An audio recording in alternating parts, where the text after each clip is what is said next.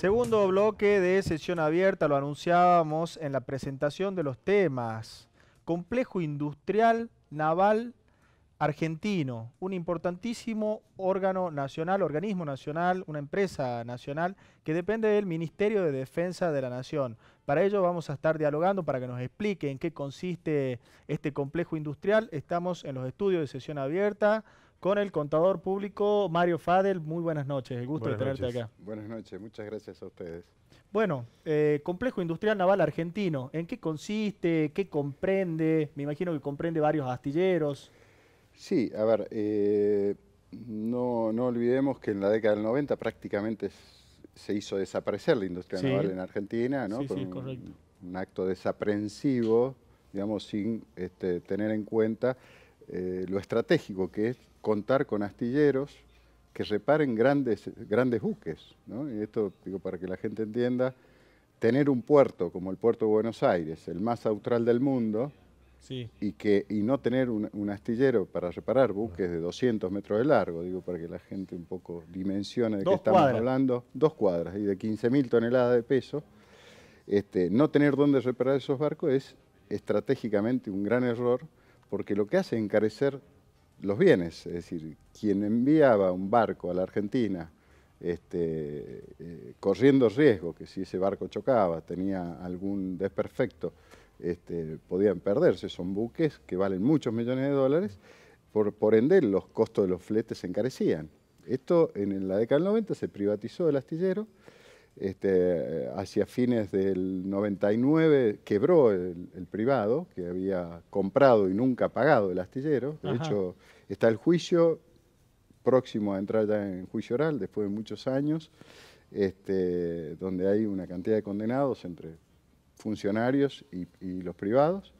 El negocio era un negocio inmobiliario, no era el negocio de la industria Claro. naval, digamos, ¿no? Y otra cosa que la gente conoce poco es decir que así como se conoce como madre de industria la construcción civil, digamos, la construcción de edificios, de casas, la construcción naval también es una madre de industria, ¿sí?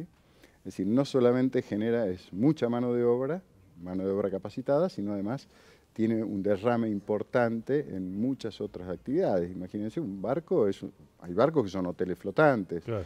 son salas de máquina, son partes eléctricas, es decir, cuando entramos a ver es un gran generador de muchas otras O sea, un actividades, efecto ¿no? multiplicador de muchas actividades económicas Exactamente. diferentes.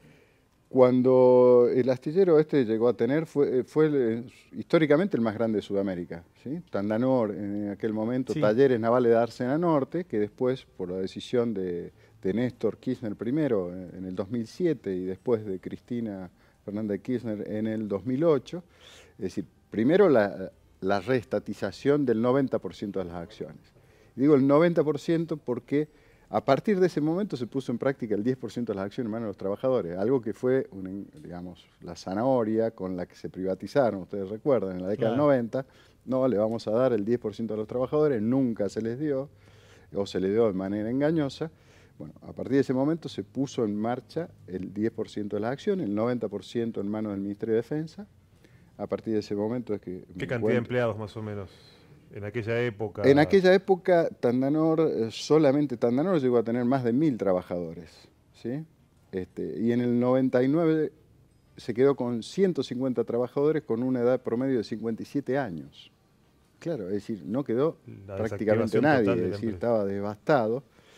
Y esos trabajadores reparaban buques, lo poco que podían reparar y lo que cobraban en el día se repartían, es decir, era realmente una situación muy complicada. De esos 50 trabajadores todavía nos quedan 50 o 60, se fueron jubilando todos, y hoy tenemos una planta, volvimos a tener la misma cantidad de trabajadores, son 600 que tenemos directos en el complejo, digamos como empleados de Tandanor, y en el complejo son 1.200 trabajadores, es decir, volvimos a los niveles Claro. históricos y volvimos a ponerlo al astillero en el nivel que tenía antes, es decir, en el astillero más grande de Sudamérica, ¿no? Con capacidades nuevas, con capacidades recuperadas. Por ejemplo, Argentina reparaba submarinos, construía submarinos, se perdió esa capacidad. El último submarino que habíamos reparado, la media vida que se llama de los submarinos, la mandamos a hacer a Brasil con un costo del orden de los 50 millones de dólares. El submarino San Juan lo reparamos en esta gestión, por 20 millones de dólares, ya está navegando, está inclusive... Se optimizan costos, digamos. Se optimizan costos, es decir, tenemos inversiones hechas en la Argentina, como el caso de la ex fábrica de submarinos, que ahora ya la pusimos de nuevo en capacidad de hacer este tipo de trabajo para el que había sido construida y se abandonó, que recuerdo en la época del 90 se pretendía hacer ahí lo que se llamó la Feria de Milán, y se vendieron todas las máquinas al peso. Bueno, todas esas maquinarias se recuperaron, dobladora de caños, rolos que hoy nos sirven, por ejemplo, para hacer columnas para molinos de viento, es decir, para energía eólica. Es decir, no solamente el tema de la producción para la defensa tiene importancia para la defensa en sí misma, sino la dualidad, ¿no? ¿Para qué, disculpa, ¿para qué se usa? La dualidad, digamos, de que nosotros las capacidades para reparar un submarino, porque más de uno pregunta, che, ¿para qué te sirve? ¿Para qué se usa un submarino actualmente? Exactamente. O sea, aparte de la cuestión militar o de defensa, ¿qué otra utilidad tiene un submarino? No, para nosotros la utilidad que tiene es esas capacidades que se generan. Por ejemplo, un soldador que suelda un casco resistente de un submarino que va a 300 metros de profundidad, tiene la expertise, por ejemplo, nos sirvió para presentarnos en licitaciones internacionales en plataformas submarinas para extracción de gas, soldando patas que van debajo del agua. Es decir, las empresas Total, por ejemplo, con quien hemos calificado, Total nos preguntaba, bueno, pero ustedes tienen soldadores capacitados como para soldar patas que van debajo del agua, digamos, en mares turbulentos, como es en el sur argentino. Y bueno, tenemos soldadores que sueldan cascos resistentes submarinos y calificados por Alemania. Esta es la dualidad que te permite la industria para la defensa. Claro. Los radares, por ejemplo. Bueno, el ministro de Defensa estuvo en Catamarca, digamos, y entiendo que estuvo contando algo al respecto de las capacidades que se generaron en la Argentina en lo que es radarización. Los radares se construyeron en la Argentina, todo se importaba. Los radares del Irizar que pusimos, un radar que valía 5 millones de dólares, se hizo en Argentina por 2 millones de pesos. ¿El Irizar lo repararon ustedes? El Irizar se terminó la reconstrucción ahora, estamos en la etapa de puesta en marcha y esperamos en los próximos meses que ya salga a hacer las primeras pruebas de navegación. Estaba muy se dañado, reconstruyó completamente en la Argentina. Claro. Es un buque que nuevo sale en el orden de los 300 millones de dólares, se hizo por 120 millones de dólares, 1.300.000 horas hombre, digamos. Y acá es cuando empezamos a dimensionar esto que les decía al principio, de que es una madre industria, ¿no? Por ejemplo, el Rompehielo de Armenteriza tiene toda una habitabilidad, que es un hotel, para capacidad para 300 personas, y todos los muebles se construyeron en Argentina, que antes importaban.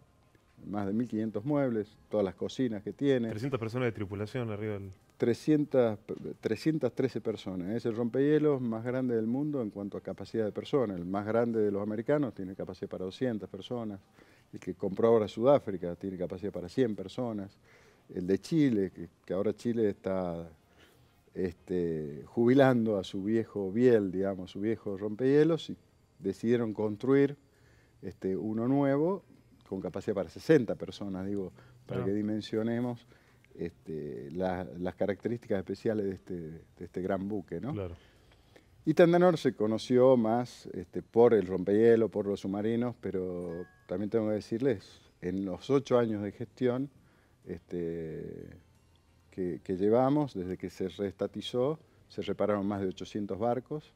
De los 800 barcos, estamos hablando que más del 40% de esos buques son barcos extranjeros, son exportaciones. O sea, la empresa brinda el servicio de reparación a quien lo requiera, digamos, en ese sentido. Sí, nosotros competimos a nivel de toda la región y a nivel internacional, digamos, con los astilleros de reparación más grandes del mundo. ¿Qué hacía antes, durante esta época en la que usted dice se había prácticamente desactivado el buque que venía, digamos... Tenía que ir a reparar a Brasil. A Brasil se iba. Llegaba acá roto por alguna cuestión, con un cargamento comercial, se tenía que ir a Brasil. Tenía que ir a Brasil, exactamente. Porque habíamos perdido esas capacidades, habían quedado estos pocos trabajadores tratando de hacer lo que podían, ¿no? Me imagino que, digamos, la estatización y la puesta en valor, digamos, a través de inversiones del complejo industrial naval argentino,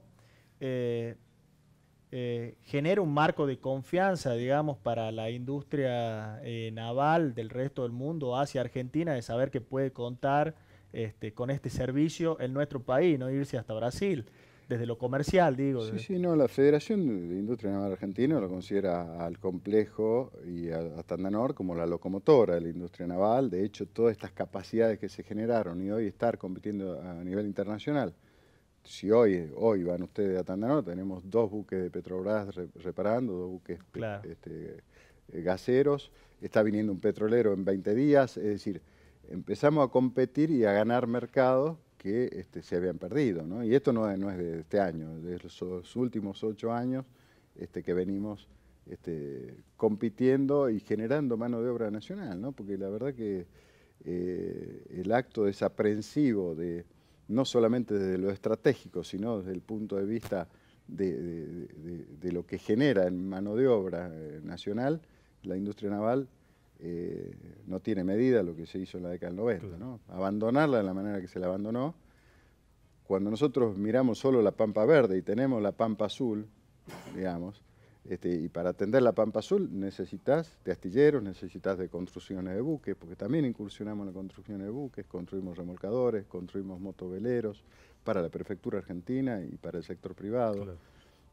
Para la Armada Argentina, estamos ahora construyendo remolcadores. Es decir, hemos desarrollado una actividad importante en lo naval y también hemos incursionado en petróleo y gas, ¿no? En lo que es petróleo y gas, y ahí generando sinergia con YPF, ¿no? El tema de YPF también es importante haber estatizado YPF, dejarlo en manos nacionales, porque ahora YPF emprendió un gran desarrollo de proveedores nacionales, donde entramos nosotros. Por ejemplo, había una sola empresa que importaba las cigüeñas, que se conocen, ¿no? Los aparatos de bombeo, que la gente por ahí ve en... esas bielas que... con las bielas, exactamente. Claro. Bueno, eso se importaba casi todo. Había una sola empresa proveedora de YPF, hoy somos 3 empresas proveedoras de YPF, entre ellos el Complejo Industrial Naval Argentino. Es decir, excelente. Somos proveedores de esos equipos. Solamente se importa la caja y ya estamos desarrollando la ingeniería para desarrollar la caja, digamos, nacional. Y en esto también entra a jugar el federalismo, porque hay empresas como Divaco de Tucumán que está trabajando con nosotros en el desarrollo de estas cajas, ¿no? Es decir, que a su vez trabaja con la minería. Fíjense cómo se va atando, ¿no? Claro, este tipo de la industria pesada, claro. Cómo se va atando con temas vinculados a Catamarca, ¿no? Venimos de un buque y terminamos en cuestiones mineras que están vinculadas a Tucumán, a Catamarca, a la región minera de la Argentina. Tenía una última pregunta, pero ya lo contestó, digo, la cuestión de Tandanor y la reactivación del complejo comulga con otros trabajos que se han hecho en otras empresas, demostrando la capacidad del Estado de gestionar y de producir servicios también, ¿no? Sí, yo creo que este tipo de ejemplos, como otras empresas, bueno, el caso de YPF, el caso de FADEA en Córdoba, digamos que también pertenecen al Ministerio de Defensa, el CITEDEF, digamos que el CITEDEF, que es una empresa también se conoce poco, que es del Ministerio de Defensa, y que es la que hizo el radar primario del IRISAR, por ejemplo, el INVAP, que hizo el radar secundario del IRISAR, es decir, todas empresas, digamos, nacionales, estatales, que demuestran que está muy bien que exista el sector privado, pero que en las cuestiones estratégicas es imprescindible que esté presente el Estado y que se puede ser eficiente y cumplir los objetivos que se han cumplido, ¿no? Yo creo que son 12 años en los que se han cumplido objetivos realmente trascendentes en lo que es la industria nacional, el desarrollo, la tecnología. No hay científico que no reconozca, digamos, la tarea que se ha hecho en esa materia, ¿no? Muchas gracias por acompañarnos esta noche y por compartir la experiencia. Muchas gracias. Pasamos ahora a lo que sigue. El conflicto docente ha ingresado en una situación, bueno, en la que aparentemente podría empezar a resolverse, pero en el camino ha recorrido todo un proceso bastante extraño, en donde aparentemente solamente una de las partes estaba cediendo a las demandas de la otra. ¿Es así, Jorge? Pareciera, ¿no? Es una negociación en la que una de las dos partes ofrece caminos alternativos y una de las partes que interviene en el conflicto solo se queda con lo que es su propuesta original, el pedido de máxima. Pero para poder entender, para poner en contexto el conflicto educativo de las últimas semanas en la provincia de Catamarca, hay que retroceder un poquito en el tiempo, ¿no? Hay que buscar por lo menos 2 o 3 imágenes del mismo y me arriesgo a sugerir algunas, se las pongo a consideración de ustedes, que tiene que ver con la visibilización judicialización de algunos reclamos docentes que en general se hace, como en otros conflictos en los cuales intervienen los trabajadores, a través de medida de fuerza. Por lo menos hay 3 instancias en las cuales el sistema educativo provincial dejó de dar clases en la provincia de Catamarca. En marzo, cuando se produjo un reclamo salarial esperable, es la tónica todos los años, que antecede unas paritarias, negociaciones que siempre son duras y en las cuales lo que se discute de manera muy clara son salarios. Esto fue comunicado a la sociedad por los distintos gremios que intervinieron en el conflicto. La segunda instancia también en las cuales los docentes del sistema educativo provincial dejaron de dar clases no fue tan argumentada por los sindicatos, porque además costaba mucho explicarlo. Recuerdan ustedes que tiene que ver con el pedido de que el gobierno de la provincia de Catamarca, el Poder Ejecutivo,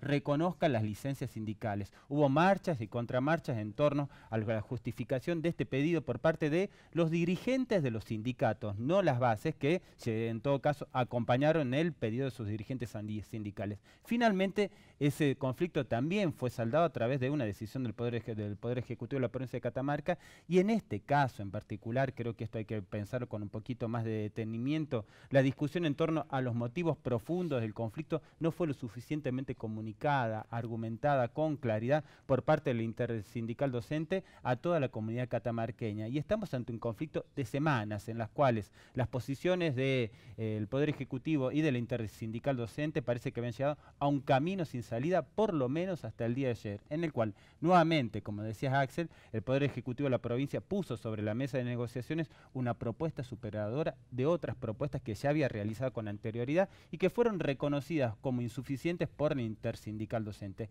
En el día de hoy, algunas declaraciones de los dirigentes de estos sindicatos prevén que a la brevedad el conflicto se podría solucionar, pero la pregunta es, ¿qué viene luego? Claro. ¿Qué viene luego con esta forma de reclamar? ¿Qué viene luego con esta forma de reclamar? Y al mismo tiempo, en todo caso, deberíamos plantearnos si solo basta con un punto y aparte, porque queda claro también que hay algunos temas que todavía no se han puesto en la mesa de discusión del sistema educativo provincial, del futuro del sistema educativo provincial, que los sindicatos no quieren discutir, o no quieren discutir con el grado de profundidad, de seriedad y de racionalidad que esto le indica, que tiene que ver con temas que queda claro también, son duros de discutir las zonas en la provincia de Catamarca, un viejo reclamo por parte de algunos sindicatos y por parte también del Poder Ejecutivo de la provincia de Catamarca en términos de la zonificación. Recuerdan ustedes que una cuestión importante, hay que volver a rever el tema de las licencias sindicales y el tema también importante, ¿no?, que se viene planteando en términos de argumentaciones de la calidad del sistema educativo en la provincia de Catamarca, cómo se enseña, quién enseña y a dónde se debe enseñar. Una cuestión es preguntas que todavía al día de hoy son importantes para los padres, para las madres que llevan a sus hijos al sistema educativo provincial, pero parece que quedan siempre, ¿no?, sistemáticamente relegadas en este tipo de discusiones, que en esta situación en particular, aunque no se lo diga, de nuevo vuelve a plantearse la cuestión del salario. Gracias, Jorge. Nos vemos en un ratito. Un rato en la síntesis.